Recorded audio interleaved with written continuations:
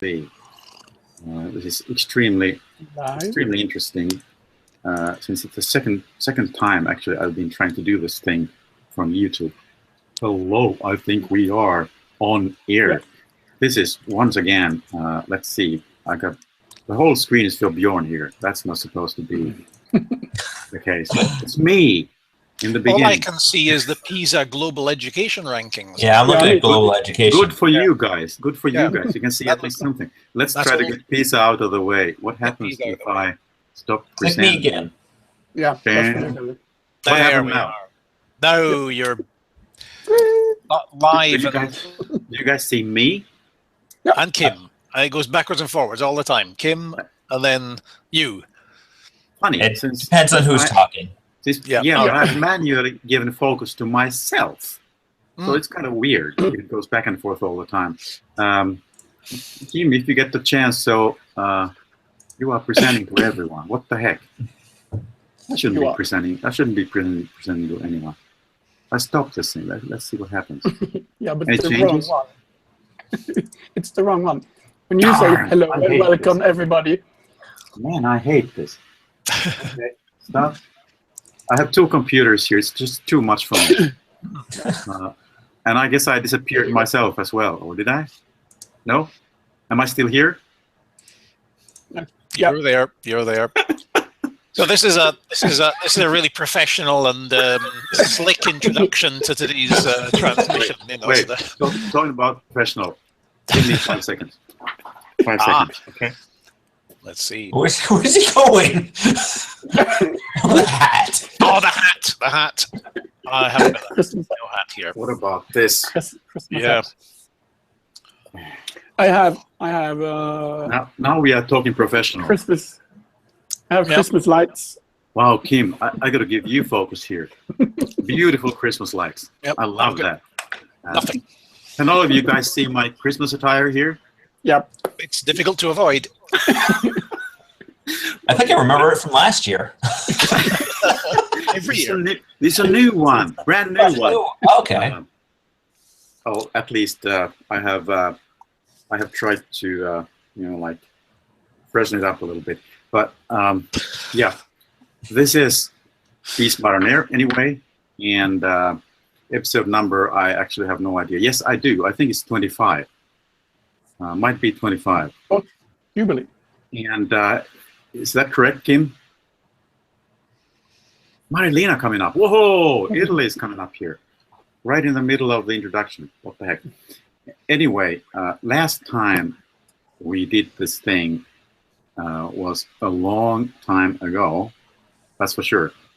And one of the main reasons to that is that I've been trying to cope with heavy-duty construction work here in this building at work. And it's not, hi, Marilena. Hi. Hey, we're just getting started here, a bit late, but what the heck. I was just telling about the construction work here in this school building, and it's been going on like half a year, and it will be going on sometime in the future as well. But at least they are not using those huge drills right now.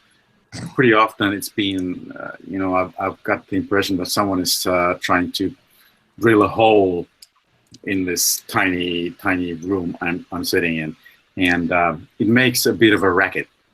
If all of a sudden I switch off my microphone, then you guys know that they didn't give me a break this time either. So that's it. Anyway, the Christmas episode, kind of cool that we pulled it off somehow. Even though the times are, to say the least, a bit disturbing, perhaps, and I guess most of us, probably have been feeling slightly, I don't know. At least I've been kind of depressed, or. And we don't even live in the USA. We I do. Don't live in the USA. But it's heaven's sake, it's not just about what's going on and what's been going on in the States. I'm afraid it's more than that. But let's get some introductions to start with, especially since we got both Italy and the US here. Tina from Finland might be showing up. I don't know. Things get messed up. You know the way it is. So if someone did mess up, so too bad. Otherwise, she just might pop in later, because I think I have mailed her the link at least. Marilena, let's see if I can give you the focus here. Hey, good to see you again. Who are you? What are you doing here? Well, I just found the link, so I just clicked on it, and here I am. Perfect. That's everything. That's all you need to do, pretty much, you know. Well, who am I? I'm a teacher of English as a second language in southern Italy. Trani is a town that is just down the hill of the Italian boot. So, to the office, Regina Ruiz to the What's that? Airport? what? Is that a U.S. airport? Bjorn, are you on the airport? Oh, that's me. Oh, you should see what we actually did. I'll explain during my introduction. Okay, good. Yeah. Okay. Marilena, back to Italy. Okay, back to Italy. And what I'm trying to do is I'm trying to introduce technology in my school, essentially. This is a task I've had since last year in my school in particular, and we're starting to make it a Google Apps school, a G Suite school, as they call it now. Yeah, right.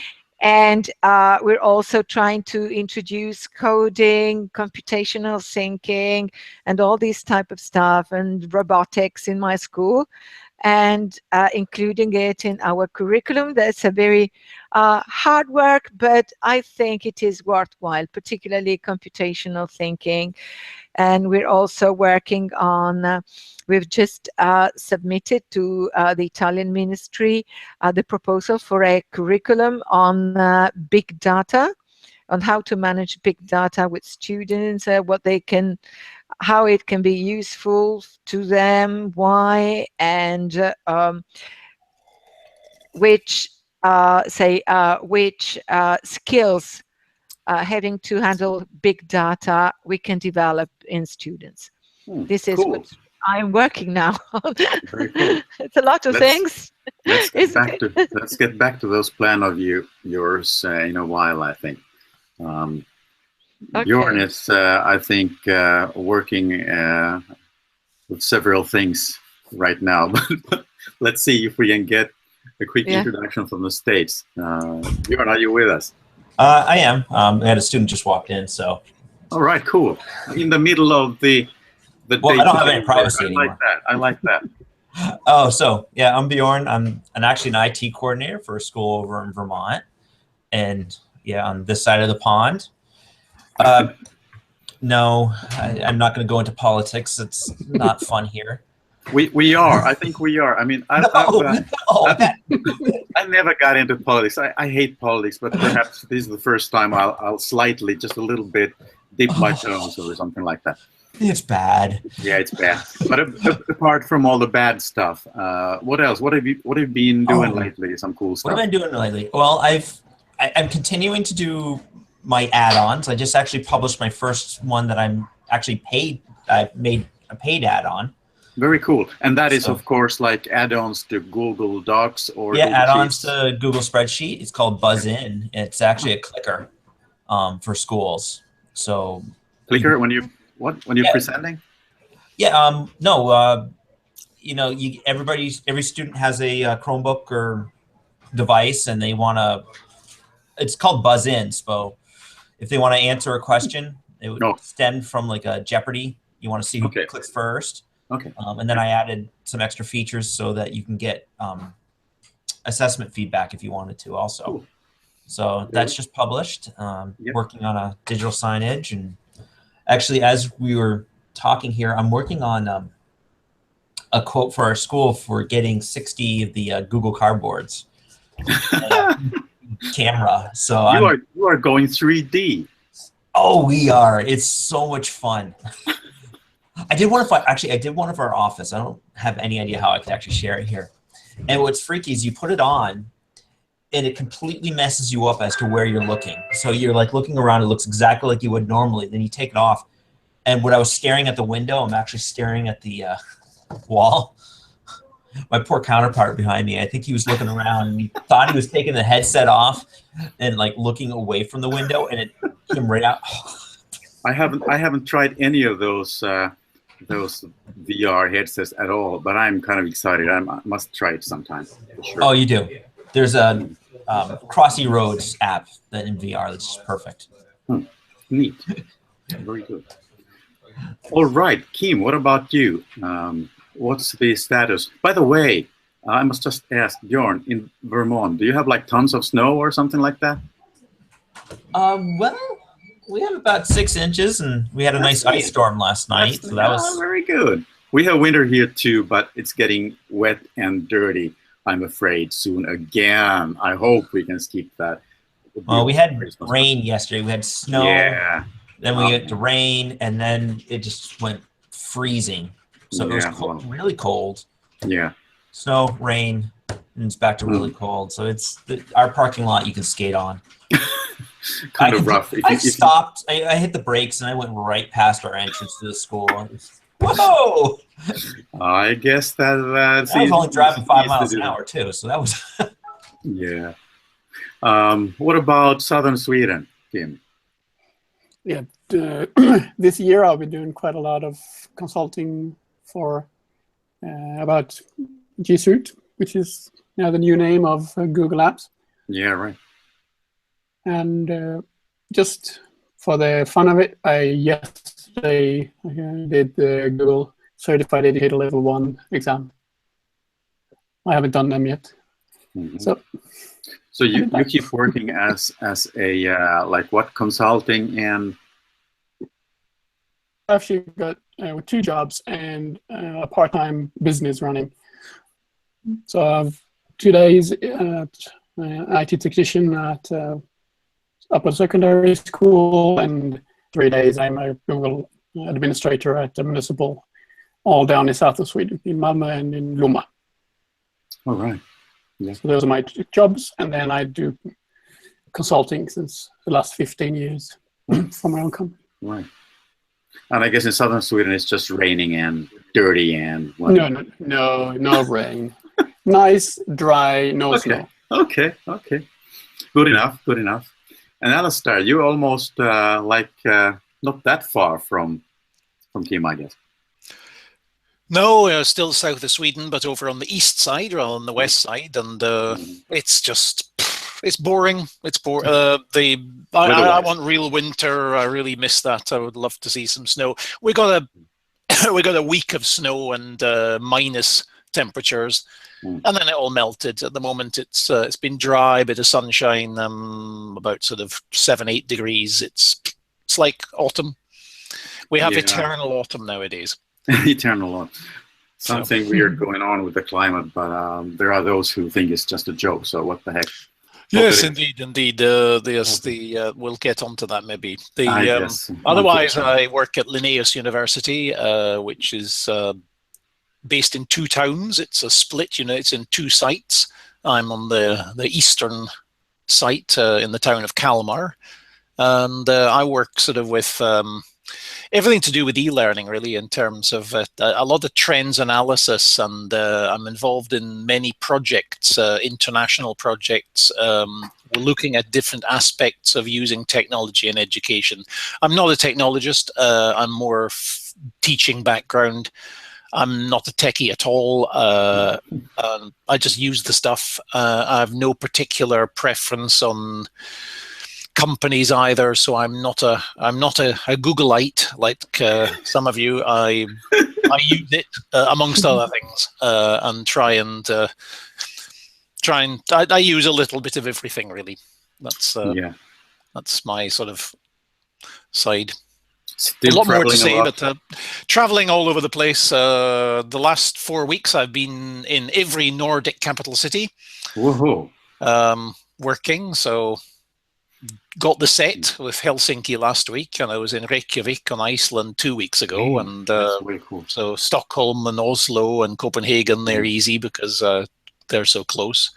So you mostly run around in like Nordic area, Europe? No, it's a little bit everywhere. I mean, I've been out and about in Europe. I've been out. I do. It is a great job because I do get to go visit an awful lot of interesting places and meet up with people all over. It's great. It's great fun, though quite demanding sometimes. Yeah. Is there lots of overseas travel as well for you? Sorry? Do you go overseas a lot as well? Well, that's what that takes up most of my time. Okay. I mean, just wherever. I mean, I'm trying to think where I've been this term, but a lot of places. So I mean, I haven't been to Bari. I just because I'm rather keen on football.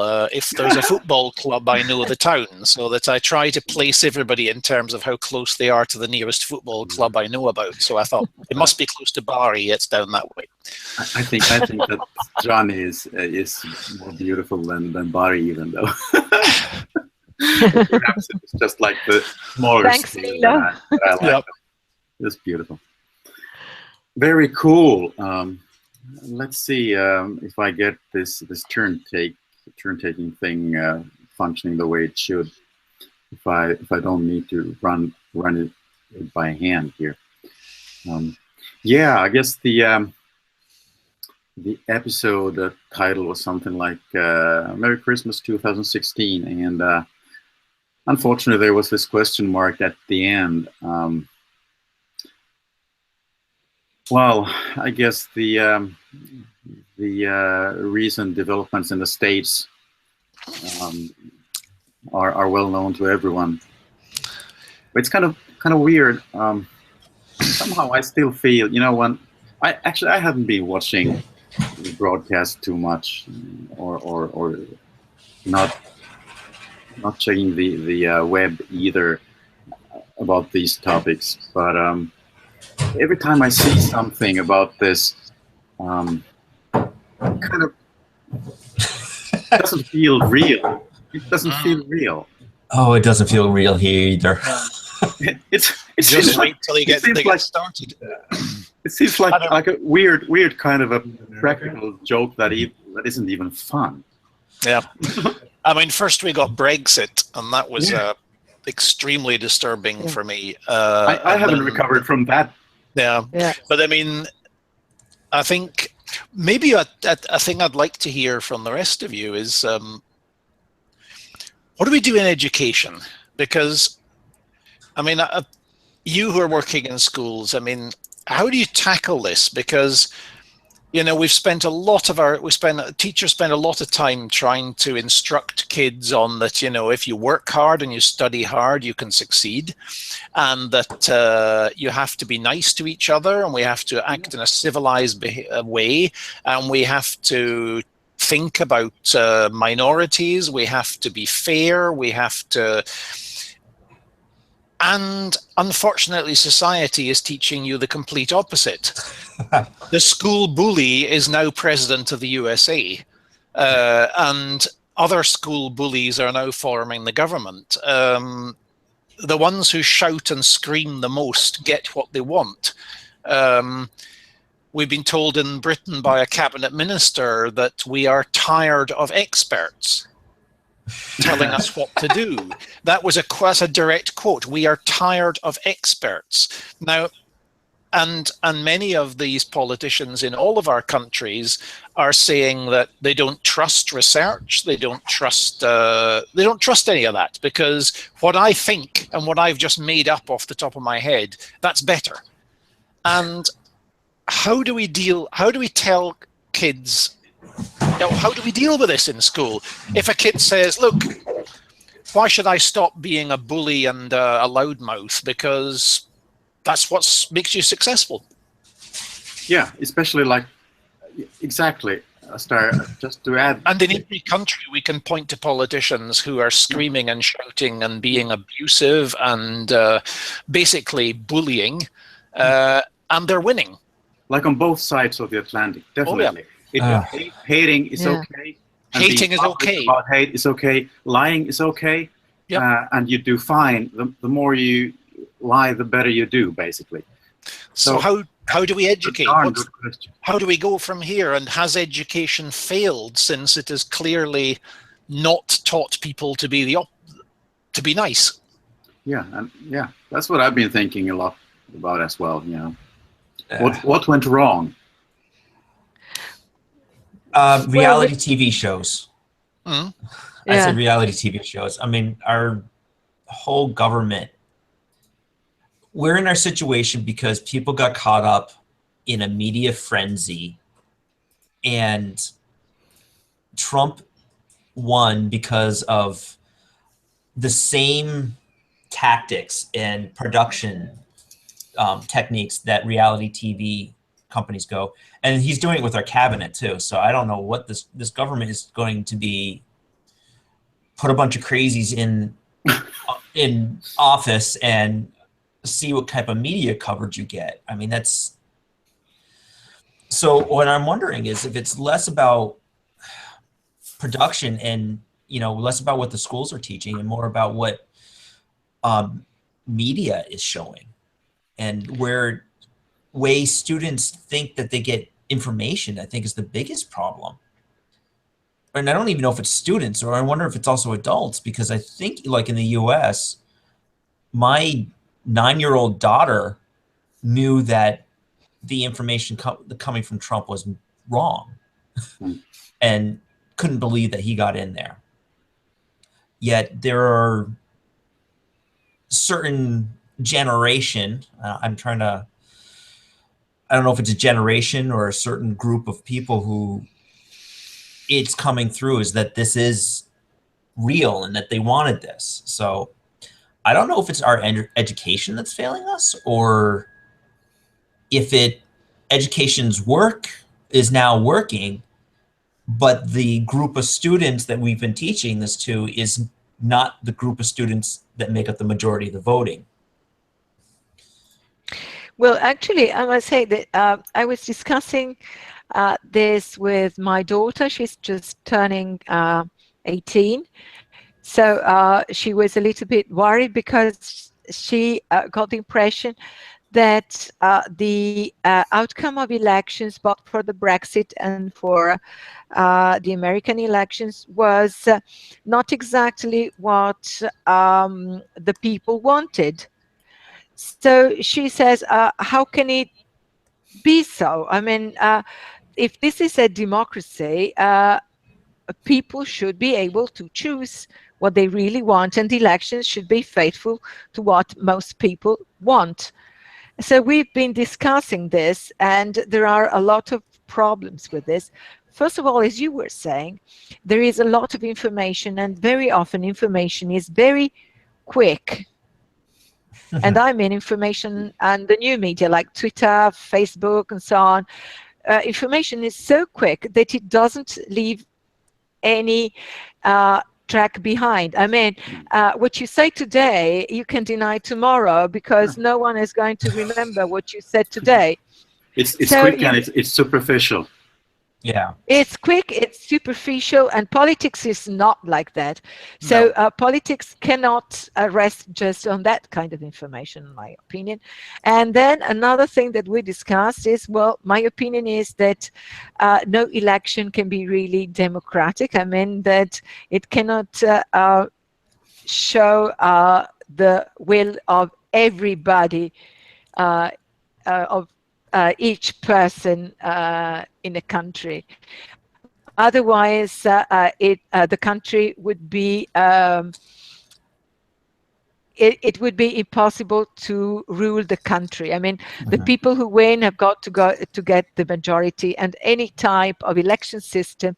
And we analyzed a little bit of elections here. Well, you know that in Italy we've been discussing changing election systems other year also. We keep on changing, and now we are changing again because the one we have is not good, we think. So we're changing a lot of things, but the constant is that elections are made in order that one person, one party has got to win for sure, and has got to have the majority. even though just for 1 point. Yeah. 1 point is what makes the difference, you see. And yeah, and so I think that also elections are not really democratic in the way that we think that the people can have can say something about what happens in the country. They're not democratic, in fact, but they are, as what Plato said, that democracy is not a good type of government because people do not know what they want, so they need to be ruled by someone. So I think he was right in a way. Yeah, we have. I think we've got a bit of a sort of, people have misunderstood some principles here because a lot of people think democracy is the majority is always right, and I think democracy it's not that, because that's dictatorship. In democracy, a good democracy looks after minorities. A good democracy makes sure that everybody has a say and that minority interests are regarded and addressed, and that it's not just the majority deciding to the disadvantage of many other groups. And the other thing that we've misunderstood completely is freedom of speech, which has gone crazy. And freedom does not mean the right to insult, to humiliate, to bully. And if we think if we think you have the right to say anything you like, then we can never stop bullying in school, because they can just turn around and say, it's a free country.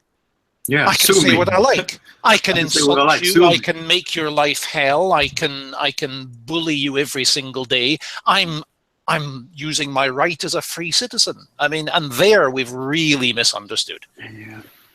Yeah.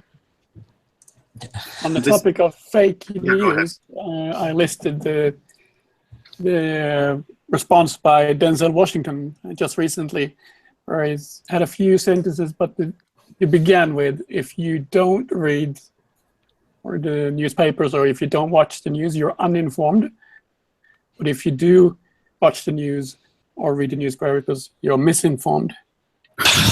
So there's no truth. There's no point in truth, he says. It's more important for the newspapers or the news reporters to be first than right.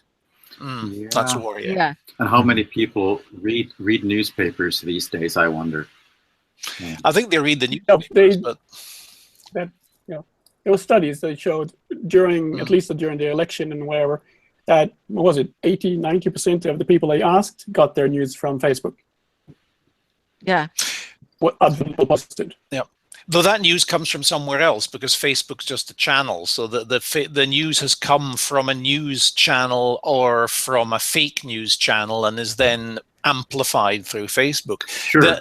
I put an article link in the chat for you, though that's not evident to the people watching this otherwise. But there's a really nice article today in Huffington Post about the fake news thing. And he says, as you said earlier, the the media have a lot to blame. The fact that we used to believe our major newspapers as a sort of impartial source of information, but more and more of those newspapers are now being taken over by multi-billionaire business people like Rupert Murdoch and so on, who have a very, very sometimes nasty agenda.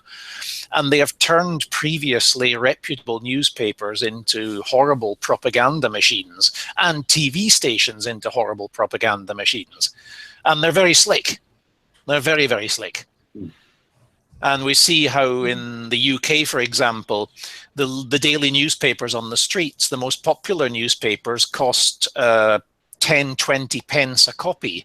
You know, that's very little money, actually. That's about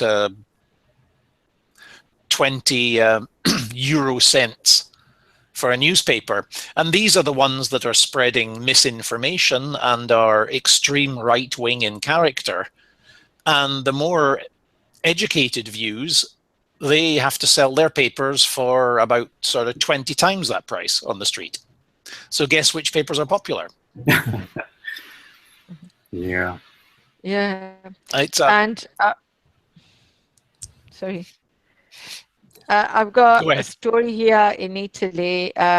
You know that we had a very bad earthquake, and someone wrote on Facebook that the earthquake was, I think it was 7 degrees or more. I can't remember.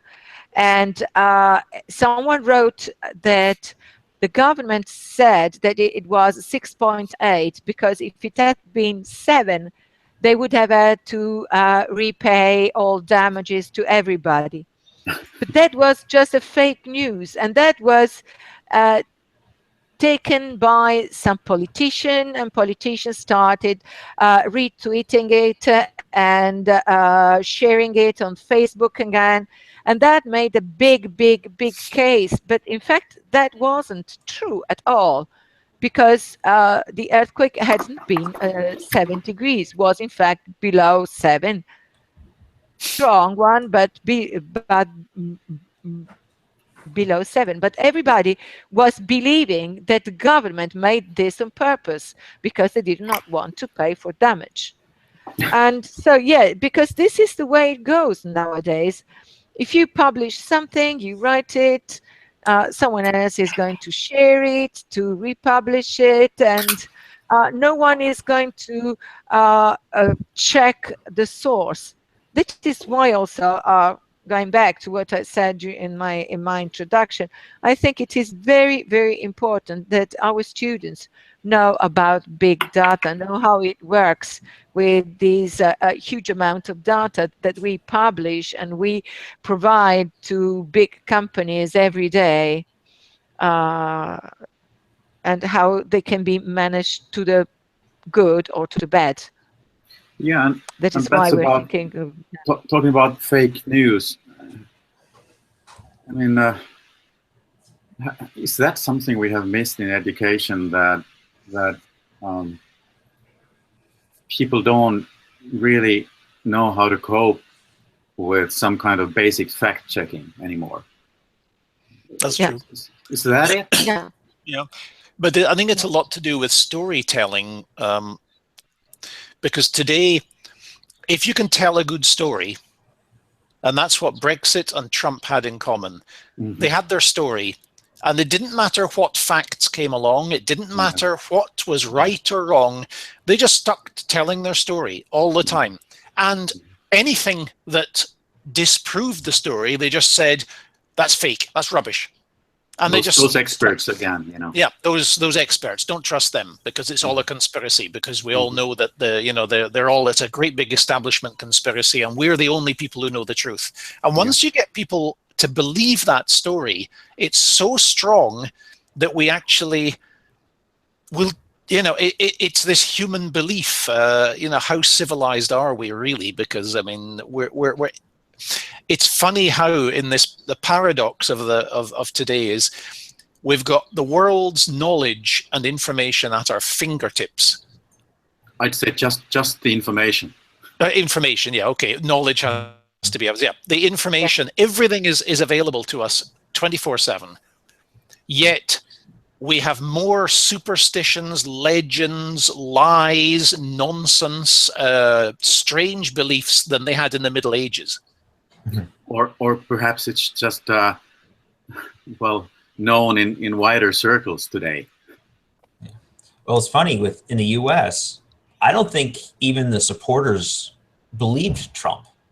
It was not about anything he factually said, and it's hard for news media to even they're going through and saying he's lying. Well, yeah, it didn't matter. It didn't matter. It didn't matter. It was good story. And it was that. I mean, I think everybody kind of knows. Everybody has that friend that just has zero filter, and you don't believe anything that's coming out of your mouth, but they're still your friend. And that's what happened. Is everybody related to this guy as that guy, that friend that they see? They realized there was no filter. They trusted Trump to not have a filter. It was this weird trust relationship of. Yeah, I know. Yeah, nothing you're telling me is going to be factual, but I understand you. At last, someone who's saying things that those darn politicians don't dare saying. Yeah, and whereas Hillary, who honestly, there was no, everybody who listened to her knew she was lying about something, but she was so scripted, so the opposite, and that's what happened. It's that storyline. She was so stereotypical politician in her answers and in her mannerism and the way she spoke that everybody related it to that, to the quote unquote politician, the one that we want to get rid of and clean up. Yeah. And then interestingly, Hillary got almost 3 million more votes than him, yet he won. What do we mean by win? Talking about the different systems again. I was discussing. Yeah, that is why I was discussing the election systems. They are not really fair, but it is very difficult to have them fair.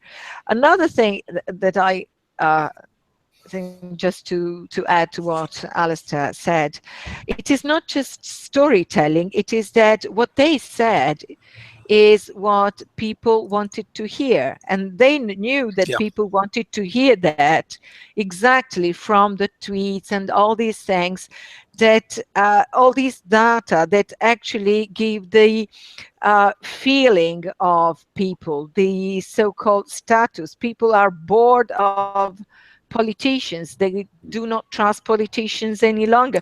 So if you want to be elected, you have to be the opposite of what people think a politician is. Absolutely. And this is what they try to embody, a different type of politician. It is more or less the same that happened with Renzi in Italy. Yeah, Renzi, more Renzi than Berlusconi. More Renzi. Renzi is the opposite of a politician. He says things, well, he seems to say things without any filter, as he was saying, and to be young and to want to renew everything and so on and so forth. And because this is what people want to hear. Yeah. And the same for the 5-star movement that we have. Is exactly this. This is why they became so strong, because they are the anti-politics, as they call themselves. Well, do you guys, is reality... And then we see what happens. Is reality TV shows as popular over the... Oh, yeah. Yeah. And I think... And it's funny, I think that has a lot to do with it. Yeah. Because if you look at a reality TV show, they call it reality TV, and it is the farthest thing from it. It is one of the most produced. It's fixed. They're totally rigged. Every second of it is rigged. Yeah. It's fake TV. Yeah. And I think there's some people who, there's a generation of kids who understand that it's fixed, but like the entertainment value of it. Like professional wrestling. Yeah, there's a group of people who don't understand that it's fixed and think this is the actual reality of things. And that's how, and I think it's that persona of, okay, this is what reality is. And, Survivor is reality. I'm like, no, it's not. It's entertainment. It's causing issues. They put why do the two worst people get put together? Well, guess what? It wasn't random. We had an amusing scandal came up a year ago or so. We have an appalling series called Paradise Island, where a bunch of idiots get taken to an island where they can party, get drunk, throw up, and of course get together with the opposite sex. The same sex. Yeah. Anyway, there were more people applied for that than applied to be trained as a teacher in all education in Sweden, and people took that up as sort of what's the place coming to. What do we learn of that fact? I don't know. Think about it. No. I still want to know how Dancing with the Stars gets so many votes and the election doesn't. Yeah. But I think it's this. There's this sort of bullying culture, and we're sending totally different signals. On the one hand, we're having lots of really good movements against bullying in school and against net bullying, and sort of all these very good initiatives, whereas the TV and the reality shows are showing that that's the way the world works. You're voted off if you're not the right sort of person. If you're not cool enough, you get voted off. And you're made fun of if you're a bit if you're not cool, you're made fun of. It's a horrible it's sort of it's absolutely horrible. But I have a question to you guys. The people that are voting in politics, are they the people that believe these TV shows? Because I look at these, there's a certain generation that you can look at these, it's entertainment. And I think it's people who grew up with reality TV, the people I've talked to seem to understand that politics, what was going on was reality TV and it was fake. But then there was another group of people who I don't actually think watch any reality TV, who saw what was going on in the presidency and believed it. And yes, reality TV is kind of the problem, but I'm wondering if the generation that grew up with it recognized what was going on and didn't believe it, whereas the group who are not embraced in that ecosystem saw what was going on and fell trapped to its production value. I don't know. Well, that's a tough question for sure. So, I mean, that's been my question. I saw it, I recognized it in our election. I saw it go right through, but then I'm looking at the people, I'm like, that voted for it. And I'm like, I don't think you've ever watched a reality TV show in your life to recognize this. They don't recognize the signals, maybe. Yeah, and so I'm wondering if that's a different... I don't know. But I mean, some of you guys already said, perhaps it's just the fact that whoever this guy is, and now I'm not talking only about the States, about any country basically, in Europe or whatever, and these people who are all of a sudden the leaders, whoever they are different. They are not the traditional politicians saying the traditional politician garbage. They are saying something else, which is perhaps a lot worse, but they are saying it loud and clear, and it's different. And that's why people vote them. I agree. What's really worrying is that we're being very hard on politicians here. I think the problem is that these new populists come up with simple solutions, completely unthought through solutions to very, very complex problems. And their general reaction to anything is nuke them or lock them up or send the police in, send the army in, go and shoot them. So that's the easy. Let's chuck them off. Yeah, build a wall. Let's throw them out. It's all the fault of a certain. Find a group and say it's all their fault. If we just get rid of them, everything's And traditional politics is about negotiation. It's about it's a complex process. It's about coming to agreement. It's about looking at both sides. It's complex. It's messy. And you need to be, it is quite I don't think politics necessarily has to be this sort of image that it's got. Also, people have missed the fact that it's not the politicians who decide in our lives. What we're totally missing is that politicians are virtually powerless, because there are about 80 multinational companies in the world who own more money. I read that the top 80 companies are bigger than 150 entire countries' gross national product. So these companies are bigger than any country on earth and have more power than any government. So that the governments cannot, these are the people who are actually running the country, and none of them are democratic. These are the people who are actually running our lives. These are the people, the big movers and shakers on Wall Street and so on. They're the ones who, in a way, are deciding that the factories are getting closed down because it's cheaper to open up in China, etc., etc. And I think often the politicians are powerless against them. Maybe that's going too much into politics here, but I mean, we're forgetting another dimension there. There's a power structure up there that we really can't touch. Can't we touch them? How? I don't know. Because I mean, you can see how the president, the U.S. president, or whoever. I mean, if the big companies say boo, they've got to jump. Yes, and trade agreements. Well, let's say trade agreements around the world are also made for this, to give the companies more power than governments. Though maybe our solution could lie with them, because a friend of mine came up with this idea. I won't take credit for it myself, but he was saying that if Trump and his friends try too extreme things, the major American companies are just going to say no. I don't think that is ever going to happen. I don't know.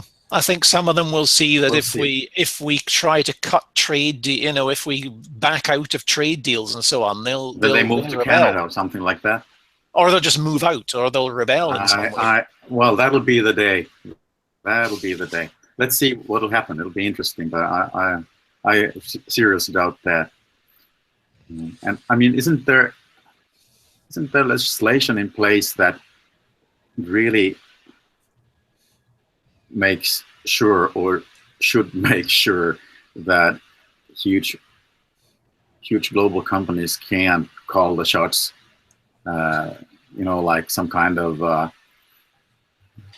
I don't believe anything. I mean, I have a president who hasn't paid federal taxes in years and is worth billions. I mean, he could cover, all of what, the first 50% of United citizens actually paying taxes. He probably should be paying. So, yeah, I don't. And honestly, he got in because his idea was that, hey, I am big company. I know what's going on. I can clean up the mess. Well, I don't think he has any intention of cleaning up. I think he's getting regulations opened up. He's certainly doesn't care anything about the environment, and we're going back to big oil, which has always worked out well, and then looking for another war in the future. And I don't know what the solution is, except that when we, as educators, how do we educate in this?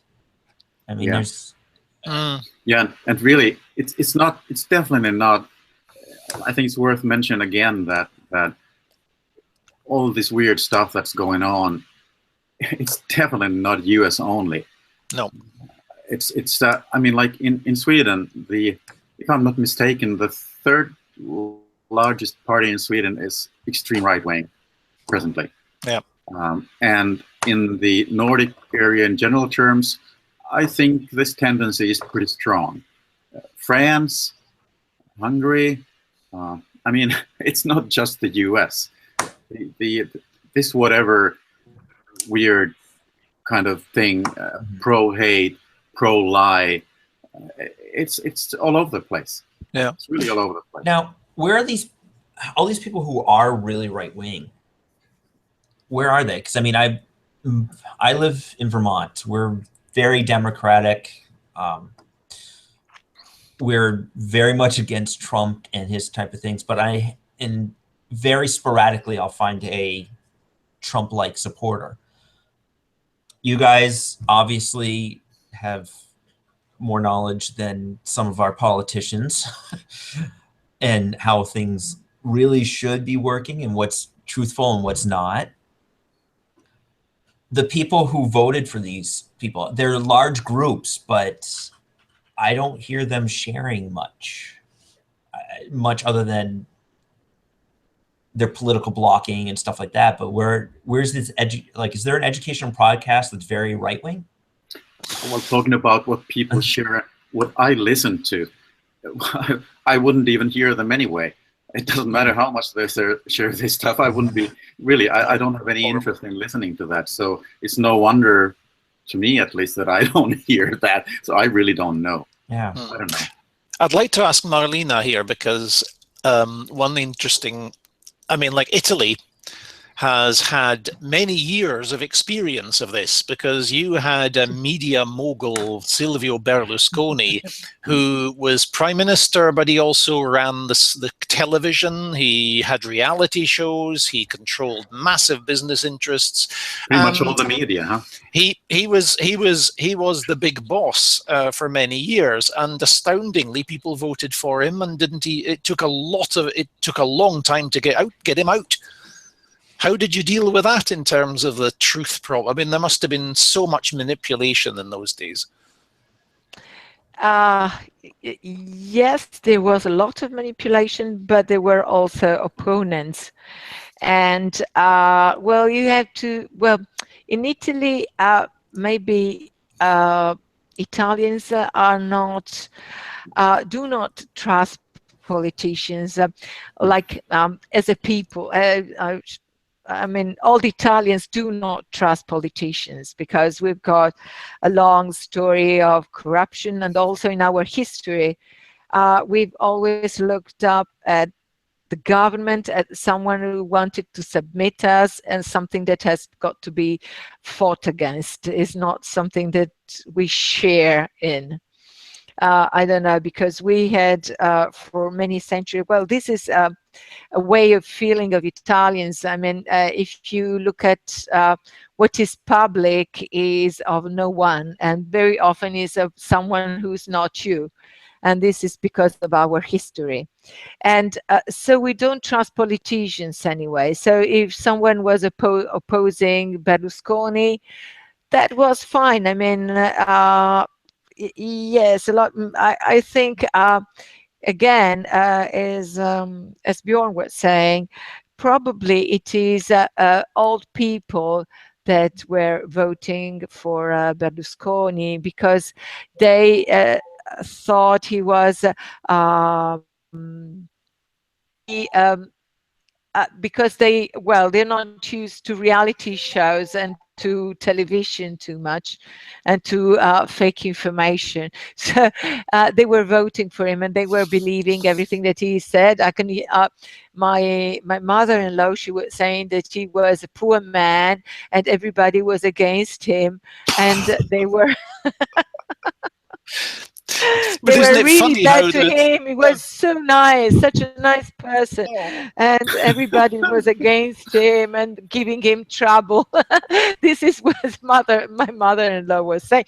But I mean, she thinks that Mussolini was a very good person. And but isn't it funny how his government? But okay, these people who are these rebels.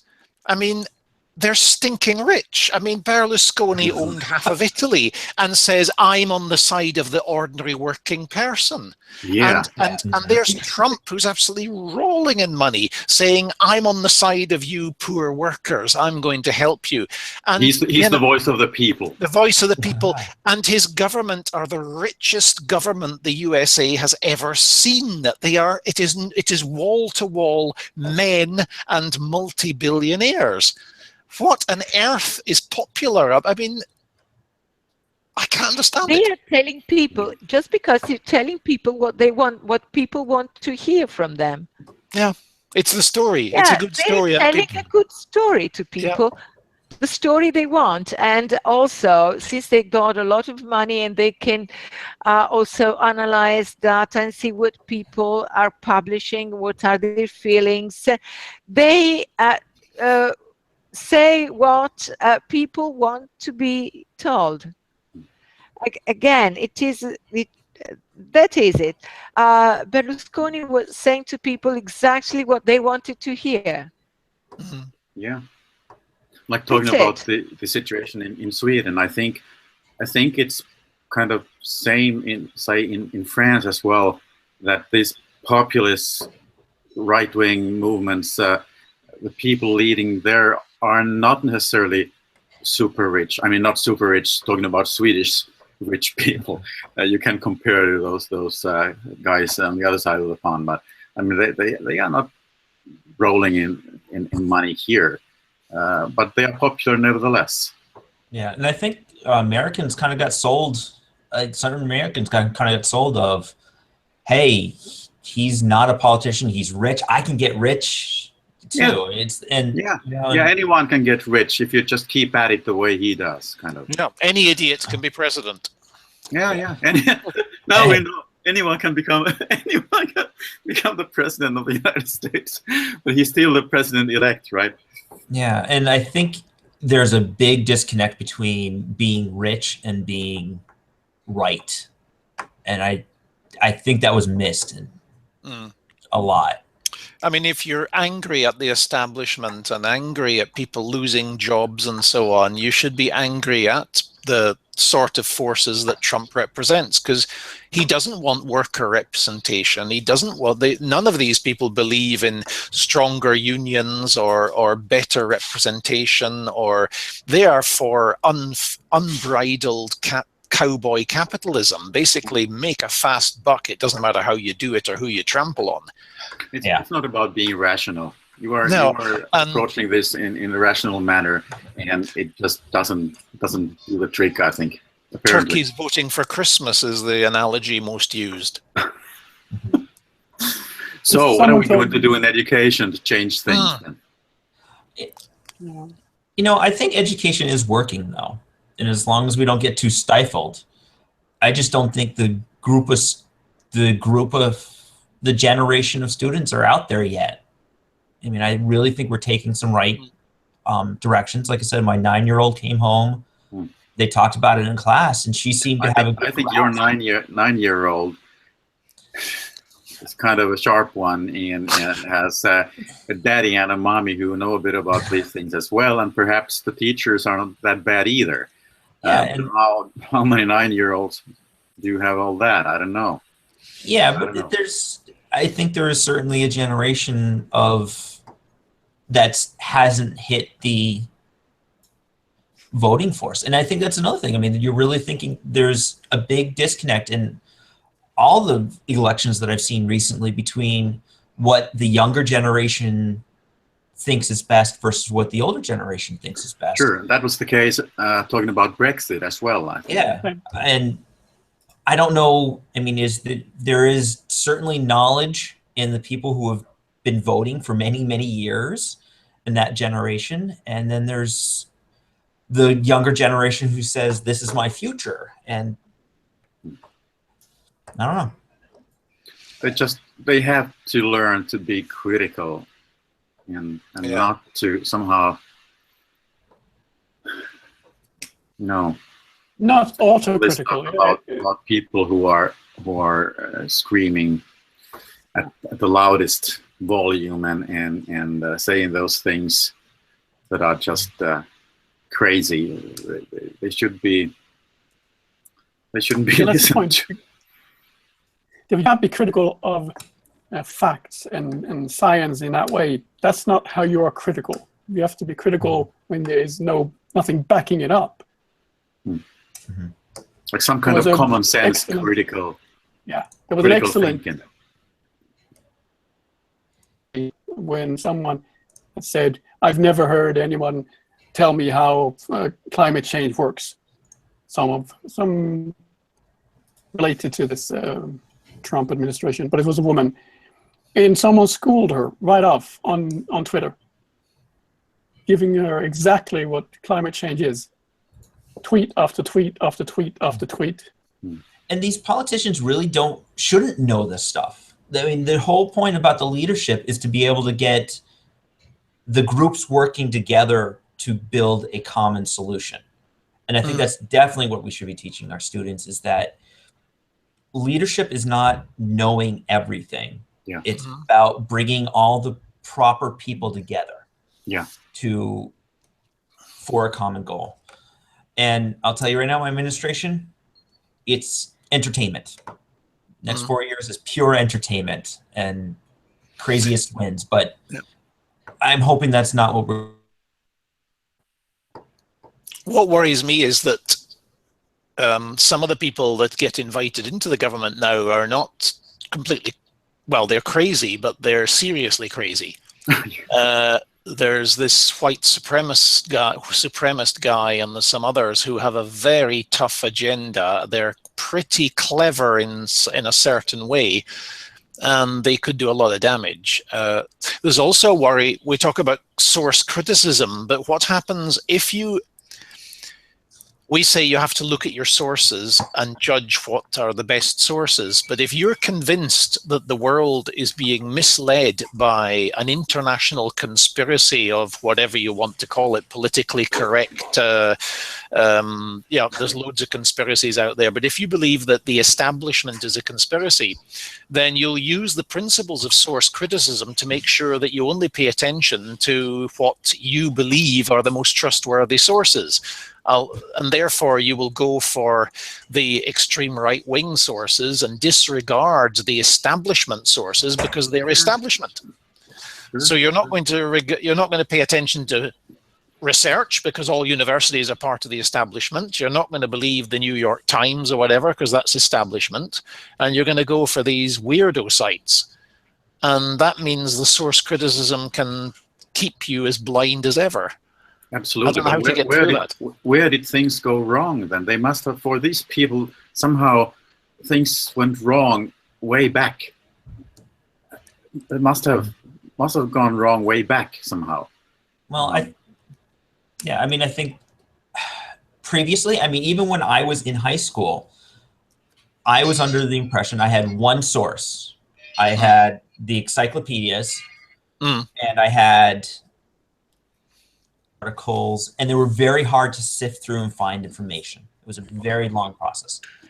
But now it's completely different, where I question almost every bit of news, and I look for multiple sources, even so much of a price for a 360-degree camera. I looked at so many different reviews, so many different websites, and some of it was more truthful than others, but I brought it all into one encompassing idea and learned about it. And I'm wondering if that also may have something to do with it. Like, if you're so used to looking at one particular piece of information as the truth, the Wall Street Journal, the New York Times, as the Huffington Post, or wherever you're really going from, versus another generation which says, okay, that's an interesting bit of information. Let me see what other takes on that information is. And so I think, I take this, I personally, I don't trust even the reputable, credited journals anymore because, okay, that's one source. I want to find multiple sources, multiple opinions. Some of them I know are real. Some of them I know are somewhat fake, but I want to bring all those together before I form my opinion. Yeah. So... yeah, I guess that's different, somehow the bottom line. What you're saying, Bjorn, that we are doing the right thing in education, it feels good. I think we're so doing I hope we are. I think we just produced there's a generation out there that didn't get what we're trying to give now. And what scares me is if that generation being in a political office hinders what we're doing in education.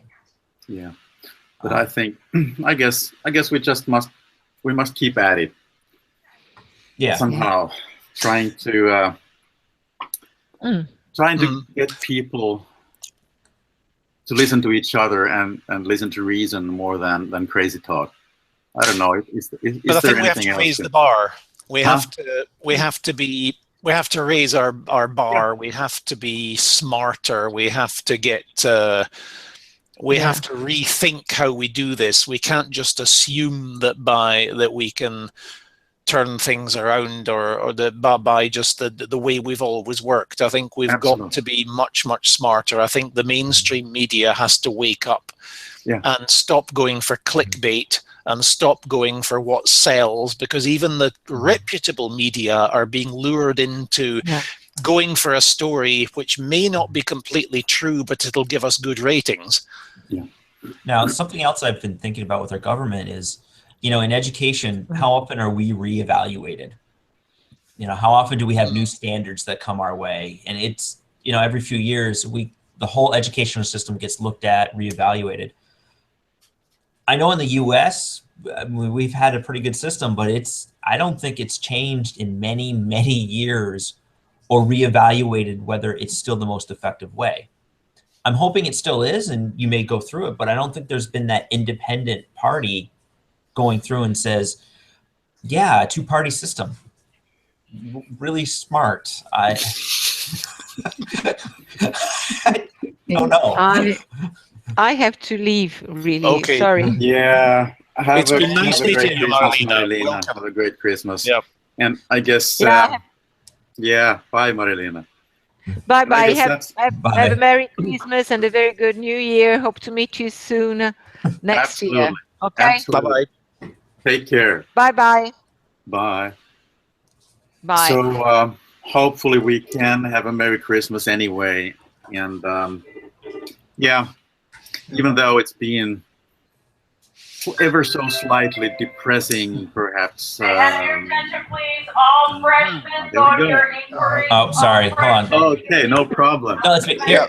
What we did Actually, I like that, Bjorn. You are in the middle of it all. You are really, in there. Well, working. It's funny. All the schools have those really ugly speakers that they put up, that all the announcements go through. We used to have them as well, but they got ripped off a long time ago, I think. Well, we had them, and the volume was horrible. Apparently, everyone just ignored them. But in our wood shop, we had the coolest one. And so what we did is we took it off the wall one day, went down to the wood shop and swapped them. And so now, if you can see if I can, we have the little. Whoa. Up there. It looks like a powerful one. Oh, it's cool. And then I took high tech. Speaker. Oh yeah, we took a part of speaker, broke out the welding iron, and we soldered in a volume knob. So we have the best one in the school for announcements. I love it. Yeah, Bjorn, it was great having you here again. It's been way too long. Oh yeah. And hope you'll have a really good one. And this is not a joke. Hope you have a great Christmas. And perhaps we just, each and every one of us, just should skip all this depressing stuff and look at whatever the bright side of life is. At least in the US, I know in 4 years something will change. Yeah. Things will change. Yeah, after 4 years, perhaps things will change again, or 8 years, or whatnot. Who knows what's going to happen in Europe? But I just hope that things won't go the same way they've been doing in the States. But we'll see about that. Yeah. We'll keep at it as much Keep at as we it. can. We'll keep in educating these kids properly. Yeah. And next there's going to be a whole another generation out there. So A better generation. Let's hope for that. hey, they're always going to be better. Yeah, that's right. That's right. They thought we were better. Oh yeah. Yeah. My parents thought we were worse. Guys, have a really great Christmas, all of you folks. Bye-bye, Dilo. And take good care. Bjorn, Kim. See you next year. See ya. Next year. Bye. Bye-bye. Enjoy.